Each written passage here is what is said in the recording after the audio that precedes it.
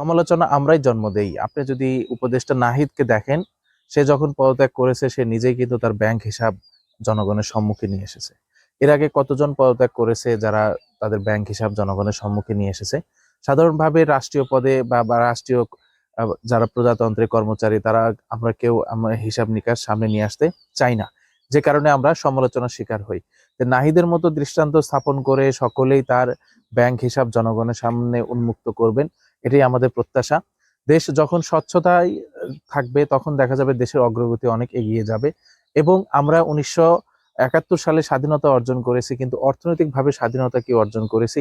সাধারণভাবে দেখা যাচ্ছে যে এই দুর্নীতিবাজ মানুষগুলোর জন্যই আজকেও আমাদের অর্থনৈতিক মুক্তি নেই এবং দেশের প্রত্যেকটা মানুষ দারিদ্রতায় ভুক্তভোগী। সুতরাং আমরা চেষ্টা করব আমাদের নিজেদের স্বচ্ছতা বজায় রাখা, বিশেষ করে নিজেদের ব্যাংক হিসাব, নিজেদের জমি জমা কতটুকু আছে, কোথায় বাবা মার নামে সম্পদ কেনা হলো বা কোথায় কি কথা করা হলো, এগুলো যেন জনগণ জানতে পারে, তাহলে জনগণকে আমাদের সমালোচনা করবে না। সুতরাং উপদেষ্টা নাহিদকে অবশ্যই ধন্যবাদ।